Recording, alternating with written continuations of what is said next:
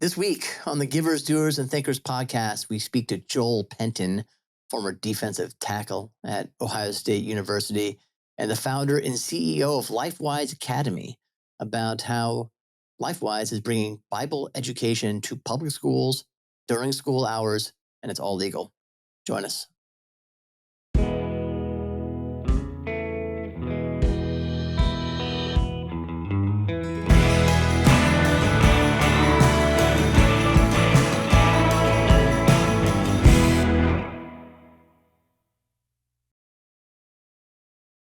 Welcome to Givers, Doers, and Thinkers, a podcast on philanthropy and civil society. I'm Jeremy Beer, and it's great to have you with us. We are recording today on August 6th, 2025. I am in Phoenix. It is hot. It is supposed to be 117 degrees Fahrenheit today. I'm very happy to be inside doing the podcast. It can get hot in Phoenix without it really being hot. Like up to 98 is a nice day. 98 to 108 is livable. Once it gets above 115, it's pretty rough. So glad to be here today with our guest. We are focusing on nonprofit innovators and pioneers this season, kind of as our way of celebrating the American semi-quincentennial. That's America 250, if you prefer that nomenclature. And to that end, it's wonderful to have with us today Joel Penton, founder and CEO of LifeWise Academy, which provides Bible education to public school students during school hours. You did hear that right, and no, that's not illegal, as it turns out. So before we talk to Joel, let me tell you a little bit more about him. Definitely the best defensive lineman we've ever had on the podcast. Joel played defensive tackle at Ohio State University.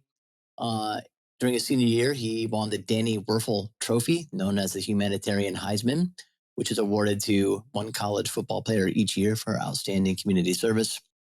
He went on to found a couple of organizations and to do a lot of public speaking before he founded LifeWise Academy in 2019. Joel still lives in Columbus with his wife, Bethany, and 5 children, but 1 on the way. So really 6 children. We're just a few weeks away from having number 6, right, Joel? That's right. Thanks so much for joining us. Appreciate you coming on. Yeah, thanks for having me. I'm excited. Well, it's our pleasure to speak with you and to hear about LifeWise, which is, as we'll hear, really going gangbusters. So let's just start in the obvious place. What does LifeWise do and where does it do it?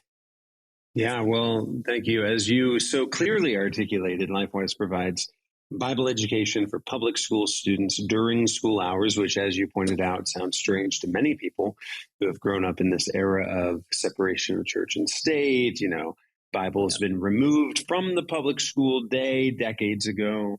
What few people realize is that in 1952, the Supreme Court ruled that public school students can, in fact, be released from public school during school hours to receive religious instruction if the program is off school property, privately funded, and students have parental permission. The legal term is released time religious instruction. However, this practice has been very much under the radar, underutilized for now more than 70 years. And a few years ago, we learned about this as an opportunity. We said, hey, this seems great, you know, like how better to reach kids. About it, Joel? Like, how did this idea come up? Yeah, you know, it was my hometown had a release time program. I was visiting my hometown. I was at the Van Wert County Fairgrounds in Van Wert, Ohio, and I ran into a guy named Tim from the great Fort Wayne, Indiana. If I'm correct, that's correct. Yeah. I like to say Fort Wayne is a suburb of Van Wert, but I ran into a guy named Tim who said, "Joel, your name came up at a board meeting. I'm on the board of a nonprofit and we do release time." I didn't even know what that was. So he explained that they take kids out of the school, teach them the Bible, take them back to school during the school day. I said, no way. He said, yeah, it's legal. He explained the Supreme Court. And he went on to explain that 95% of the entire school was enrolled in the program, receiving Bible education as part of their school day. And that they were wrestling with the question, why don't more communities have a program like this? Right. I tell people that's the day I gave up sleeping because I knew right away I needed to be involved, and we pretty quickly concluded that what was necessary was a plug and play program that would remove the barriers to communities to implement this type of program, and that's how LifeWise Academy was born. How does it work? Talk about sort of the mechanics of it all. How does the school get involved with it, and then how do kids then get involved with the program once this? I assume the school adopts it first, or is it the um, district? Like how does it all work? Yeah, it actually is led and driven by the community. So someone in the community learns that it's possible. Maybe they see this video Hmm.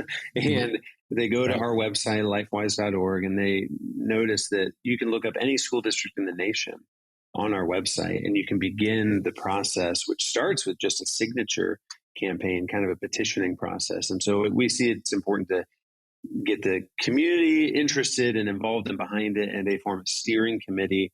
Then it's that committee that's now has signatures Mhm. from the community. They have multiple churches represented. They've worked with us to formulate a plan, but it's that community, that steering committee, that goes to the school to say, "Hey, we'd like to do this." Right. And there's a conversation with the school at that point. A plan is kind of put in place, and now we get now we got to identify the classroom and the bus, and there's a many details, but Right. at the end of the day, parents can sign their kids up. Usually, is it the end of the day? Is it the middle of the day when this happens? When do? Well, it just varies. Every school Yeah. building is different. Every bell schedule is different. The easiest way to think about it is that we've served mainly elementary school students, Okay. and students in elementary school tend to have specials, things like art class, music class, gym class, something they get maybe once or twice a week and on a rotation. That's how LifeWise works as well. There will be a Got it. time during the day, and we work with the school on how to arrange that, but there will be a time during the week that they Mm-hmm. would have a weekly Bible lesson. And how many times? So it's just once a week, typically for most schools. It's typically at the elementary level, it's typically once a week. So again, in the Okay. same way kids get art class Yeah. once a week, they have an opportunity to have Bible class once a week. And that means our program is usually receiving one or two classrooms at a time, teaching our lesson, sending them Uh, back. Then we get the next group. And so got that it. one example in my hometown, three Right. and a half days out of the week, the program runs to cycle Wow. through over 600 kids through the program. What percentages of kids is that at Van Wert Elementary School or whatever this is? Yeah, well, in Van Wert, it's about 95% Yeah, of the whole still is. school. Wow. It still is, and but we see it all over the board. We have some Mhm. programs that'll start really small with just a handful of students and grow. You have other communities that it just spreads like wildfire, and you have 80-90% of the whole school sign up. Is it typically communities where there aren't any or many Christian schools? Is it seen like that, like an alternative, or is it no? That doesn't really matter, because there's a lot of reasons to send your kids to a public school, of course. Yeah, well, I don't know if that's often the primary driver, but it certainly comes up. We Yeah, regularly hear from parents that for one reason or another, they are a public school family, and that it's a real blessing for them to be able to incorporate Bible yeah, education as they would be able to in a Christian right, school setting or a homeschool setting. And right. so I think there's certainly a segment that they're seeking that out, and so they're really getting behind the effort to get this started. But there's a whole another segment, and probably even larger, the families that maybe haven't been seeking it out, but when they hear that it's an Yeah. opportunity, hey, Bible education, Bible-based character education, they think, oh, that'd probably be a good thing for my kid. Even if they're not a church-going family, they think, oh, I'll sign my kid up for that. That'd probably be good. Yeah, that was going to be my next question. Like, what percentage of the um, kids who are involved in this program come from, yeah, non-church going or non-practicing sort of families? Yeah, I think it's a big mix, and Yeah. which would vary community to community. But our Hmm. impression is that a big portion, potentially the majority. I mean, we do some surveys and Yeah. things, which Right. sometimes with the kids of that age, it's hard to gauge. But Yeah. our impression is very likely a majority are parents or families that do not attend church regularly. And who pays for the program? The community does. So parents don't. There's no fee for Okay. families. It's Hmm. entirely funded through donations. The school cannot pay. No Okay. state dollars, no government dollars at all can Hmm. be used. And so it's families, some businesses, some churches, but more so it's families that and individuals who honestly we found there's just a huge pent up desire for this, especially those Yeah. who lived through the removal of the Yeah. Bible and prayer from the public school day. Now that they're realizing, oh, this is really possible. And one of the barriers is some checks to be written. I mean, those checks Yeah. are written quickly. Yeah. And this is the committee's job, the sort of the steering committee. Do they kind of help drive that part of the process? Well, the steering committee Cooperation with takes you? the Yeah. community from the point of we're interested to we have an approved plan by the school, and then ultimately that steering committee helps identify a local director. Then that Okay. director forms a board and finds volunteers, but it's the Right. director and their board that do the fundraising. Cool. That's great. So, how many kids, how many schools? Give us sort of the scope of what you're doing and where you think this is going to go. Yeah, well, we started just in 2019. We launched two schools, and during the pandemic, the following year, um, it was slow because Yeah. there was a worldwide pandemic and schools were shut And there's down. so But many schools. right, and so we thought, okay, but there we had enough of a proof of concept to think we think this will work, and so we set a goal to serve 25 schools by 2025. And we are, as of this morning, confirmed for this following school year in 1,117 schools. And so we have overshot the goal a little bit. Yeah, just slightly. Yeah. Yeah. This past year, we served Yeah. 585 schools uh, Wow. across 27 states. We had just over 44,000 students enrolled. And yeah, next year, it looks like we'll just about double the number That's of schools unbelievable. and So we're hopefully talking students as well. 80,000 kids or so next year, we think? 70, 80,000 kids? Yeah, that's the goal. I mean, Yeah. perhaps by God's grace, even more. Yeah. A lot, it's been interesting. Um, you can imagine there's rural communities, suburban Yeah. communities, and urban communities. And Yeah. rural communities, because of the makeup of the community and in part the way word spreads in a rural Mhm. context, the program can really take off and you can hit huge numbers right away. Yeah. It's harder to it's just slower starting in the other contexts of kind of the suburban and the city. But we're serving all three, but Yeah. more and more, the higher and higher percentage of our schools are becoming the suburban and the urban, and so it's Yeah. interesting to see the numbers fluctuate. To what do you ascribe? I mean, this is a growth curve. I don't need to tell you this. That is a hockey stick growth curve. Yeah, to say the least. I mean, doubling at this point um, to 1,100 schools across the country. I mean, I don't know how many states that is, but what is that, over 30 states now? Probably. You're in 27, 34. 34. Oh, to what do you ascribe this?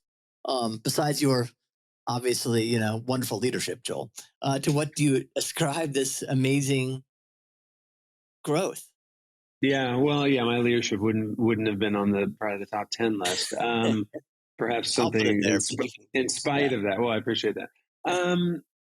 Well, there's no question it's hard to be mixed up in this and not yeah, just see the hand of God everywhere, the providential hand of God. There's been so many things that have happened that are like don't make any sense. And so um but those kind of secondary things, yeah, through which, that God is working through. One is I kind of articulated it, and that's that people have for a long time wanted this. It is often simply a matter of them finding out that yeah, it's possible and right, and giving them the practical ways to get it done. Yeah. This thing of release time, sadly, has been behind a locked door in the sense that the barriers to entry have been so high. I mean, you basically have to start a private school, right? You got to find Yeah. a facility because it has to be off school property. You got to find Yeah. transportation, curriculum, staffing, funding, technology, insurance. I mean, Yeah. it really would take a genuinely entrepreneurial effort in every single community to get it done It has to be done at without scale, like you're doing it, basically, to yeah. make it. And so we've known from the beginning that the nature of our task is to make it easy, right? Mhm. It's to what are all the things that we can actually take on centrally, or just to make it as easy as possible to local communities. And so that's what we've attacked.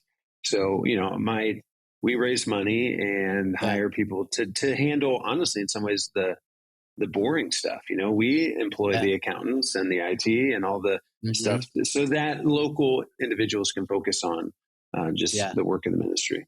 Is it their job to kind of figure out the facility and the transportation? Like how you're going to get these kids from A to B? Or is that you To guys? a certain degree, they do, but they're Mhm. using templates and guides and Yeah. policies, and Yeah. even if you think as you could get as detailed as like, hey, we got a bus, but Yeah. what color should it be, and how do we have Right. all that work's Wow. been done. So it's Yeah. like, here's the list of things that you'll still need to do, but all the research has been done, and of course we train on how to fundraise as well. Is there any I'm going to get to the impact of all this here in a little bit. I'm very interested in the details. I don't know why, but because I Sure. think it's a big logistical challenge to be able to do it across 1,100 schools. It's just very impressive. Um, but this idea that it has to be off-site, um, the courts have been really moving, I don't need to tell you, in the last, 10, 20 years, certainly in the last 10 years, in a direction that is I don't know how to say here, reconfiguring our understanding of what separation of church and state really means, and being Yes. very friendly to the free exercise of religion, and not this idea that sort of the public space making room for religious exercise is not in any way being unconstitutional. Having said all that, it's my long way of asking you: is there a chance that at some point, with things going the direction they're going, but you wouldn't have to do this offsite? Oh, there's theoretically a chance. I mean, one issue is that the 1952 ruling is very clear about Mhm. off school property, and in fact, there's a 1948 ruling that went the other way, and it was for one of the explicit reasons is because there was a program happening on school property, and so it would be a significant reversal. We have mixed feelings about even the idea, Mhm. and that is, in fact, we would never, as an organization, even take a stand.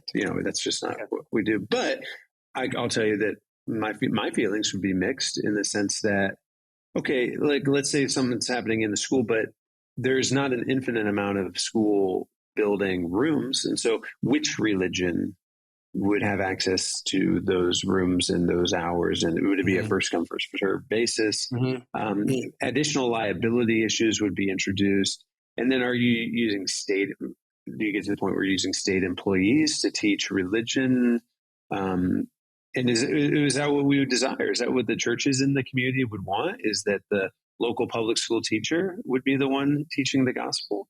And so there's a certain value to it almost makes you to appreciate the positive side of that whole separation, like what was really meant, and as you and I would both say, what was meant by that is that the state shouldn't come in and interfere with religion, right? And Mhm. so Right. if and so I would, the more we commingle, there are certain areas in which it would be reasonable to at least start asking questions. Yeah, but I get it. You're saying, and you're not clear that it's a bug, not a feature, that you get to take these kids off site for a little bit. In other words, you're not seeing that as a huge barrier to your delivery of this program.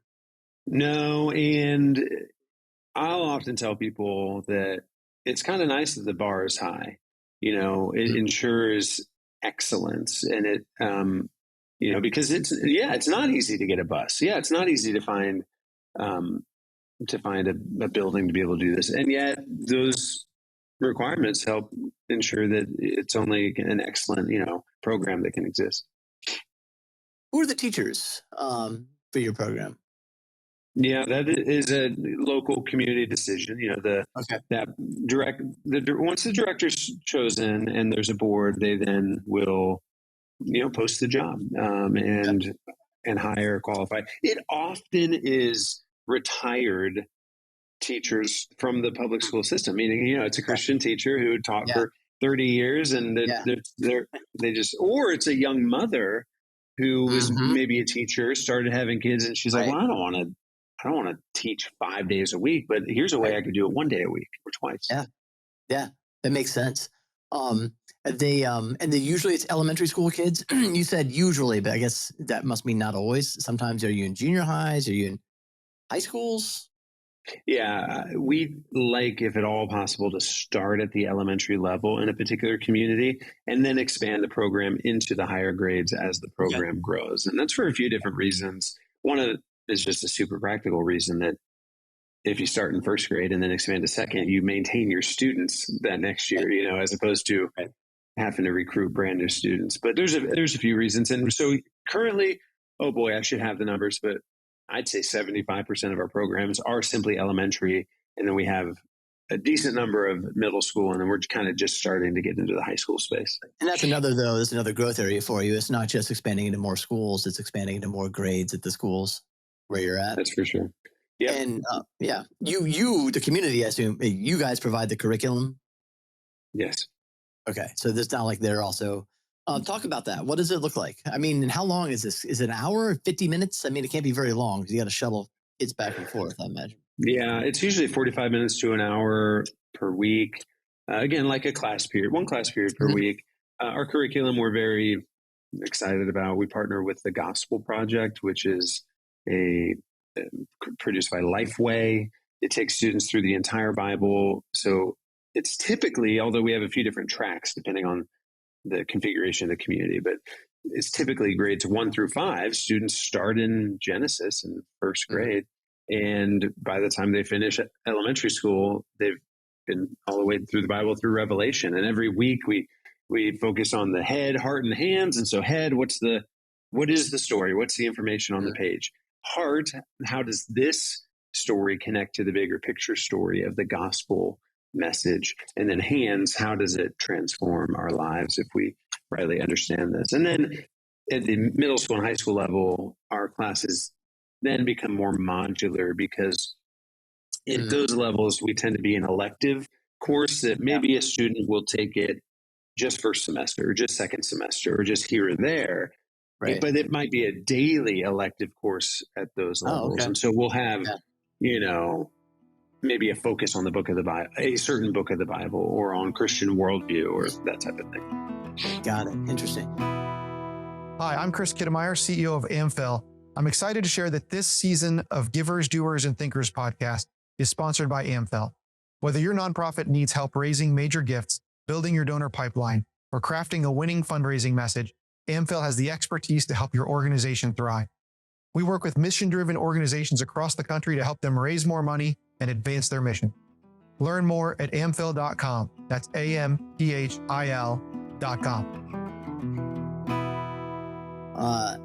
N- uh, is the perspective um, uh, inclusive of very broadly Christian point of view, like sort of a C.S. Lewis mere Christianity thing, or is it really kind of for evangelicals only from a certain wing of evangelicalism? That's got to be one of the challenges for you is figuring that It out. is one of the challenges. And in fact, it's one of the other things that could be discussed about what has kind of held this practice back, because Mhm.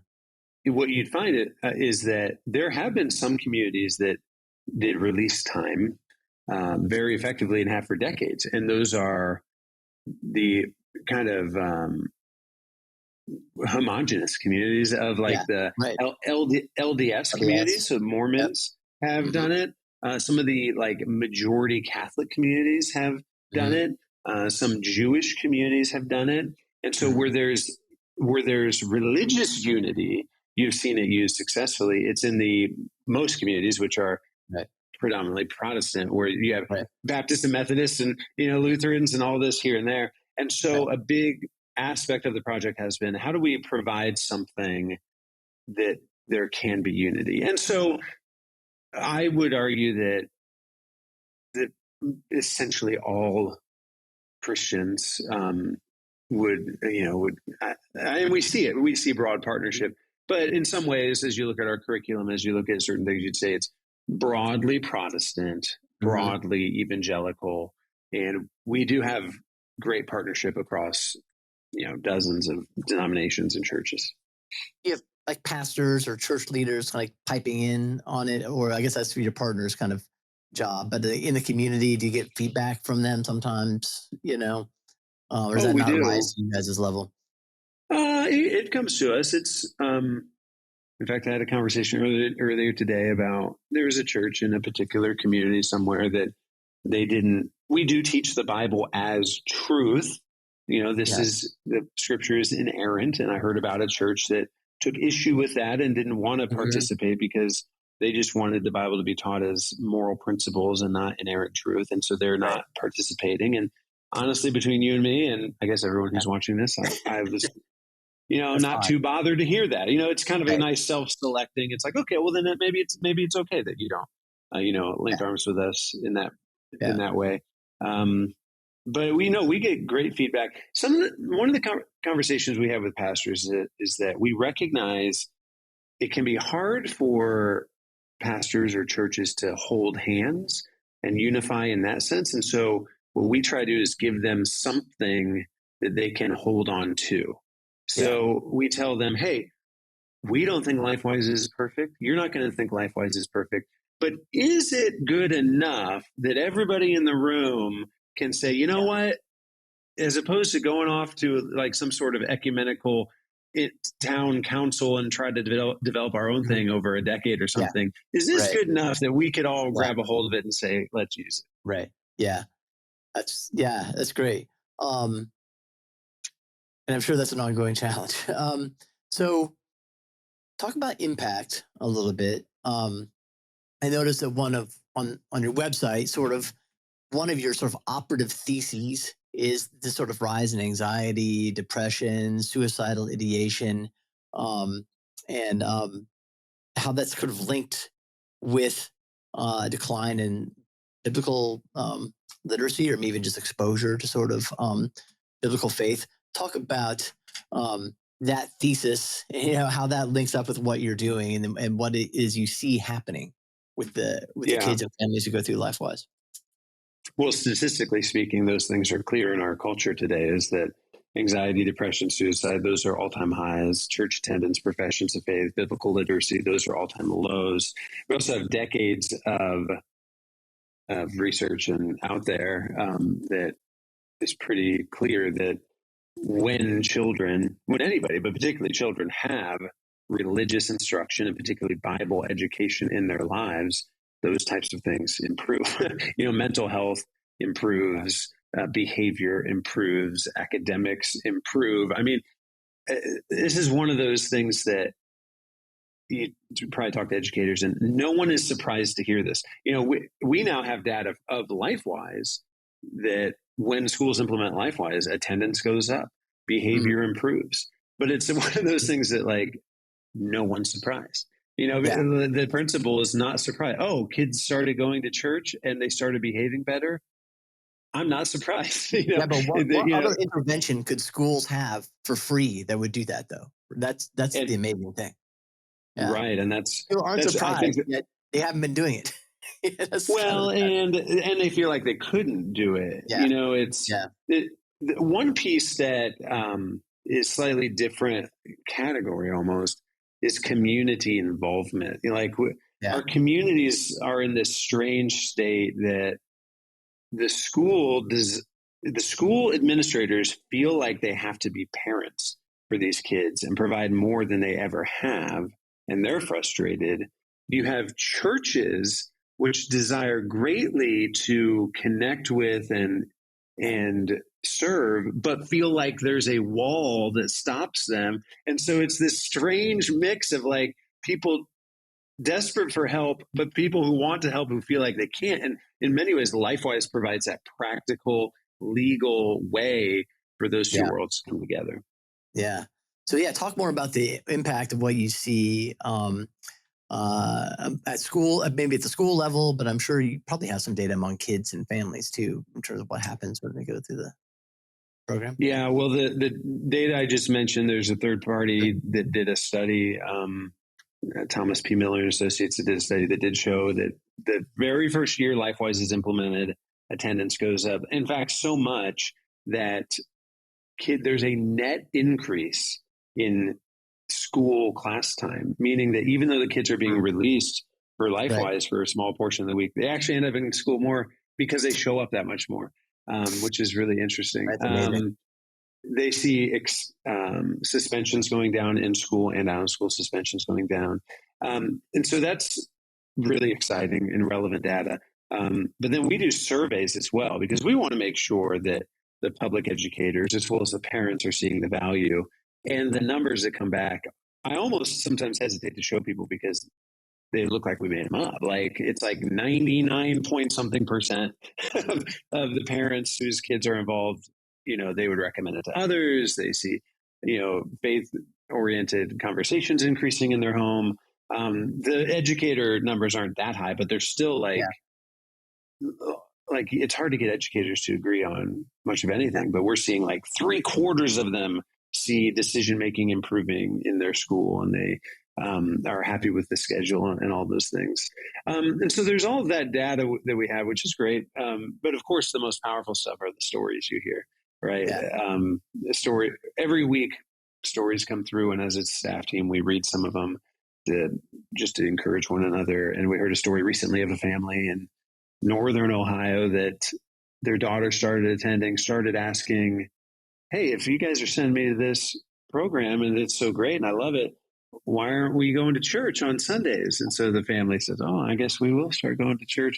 And by the end of the story, 9 members of this extended family were all baptized and becoming members of this church, which kind of started with enrolling the student in LifeWise. And so we see stuff like that regularly, which is very exciting to think about the kind of the ripple effect and how communities can begin to change, really, as the Bible kind of retakes a central place in culture after being kind of, expelled to be, to quote Ben Stein from that 1990s or whatever documentary, to be re-implemented. It really makes a difference. How big can this get? So you were hoping to have 25 schools by 2025. You ended up with 1,117. I'm assuming your goal for 2030 is not 1,200 schools. I mean, it's, if I'm on your board, I'm like, higher, Joel, higher. Like, how big can it get? Well, we now believe there's a viable path for every school district and every school building nationwide. And so, we looked it up. It's 13,000 school districts, 90,000 school buildings, 50 million public school students. And so our goal would be 10% of that, 9,000 by 2030. Wow. And then current goal would be to be on a trajectory to reach 90% of schools nationwide within 35 years. That's fantastic. That's amazing. I actually didn't know, for those who are listening, I had no idea if he had a goal like that or how big it was. But that's unbelievable. What's the most valuable advice or feedback anyone's given you as this thing has gone on this hockey stick run and you're just scaling this thing like crazy? That's a good question. I think that those who have just encouraged me, it's very easy to get either distracted or discouraged or, at this scale, it's like you win and lose every day. You get good news and bad news every day. It can feel like a roller coaster ride, right? Right. And I think those who have encouraged me, just keep showing up and doing your best and treating people right and working. We have a saying around here, and that is, we will work smarter and harder by God's grace. And it's just, I know it seems so simple, but it kind of is that simple, that those who would maybe come to oppose what you're doing, eventually, if you're doing the right thing and working hard, they're silenced by the results, and you're showing them love, and when things go wrong, just persist. So anyway, that's it's funny, the simple things you learn when you're 5. Yeah. And I will say, I think there's admirable focus. There's admirable clarity and focus. It's very easy for a nonprofit, for leaders for me, I'm speaking to myself here, to see all these other things that could be done as well and to want to do those too, and I just think from the time I first learned about what you guys are doing, that there's just the strategic clarity is very admirable. So I compliment you on that. Last question. I gotta have one. There's one Ohio State question. Just, is there anything you take from those days, from the coaching you received at OSU? And I don't know, what was this, the Urban Meyer years? When were you there? No, just before that, it was Jim Tressel. Yeah. Tressel years. Is there anything you take from the coaching you received to that time to the leadership of this organization? Yes. Well, many, many, many things. In fact, probably many things that I don't even consciously realize.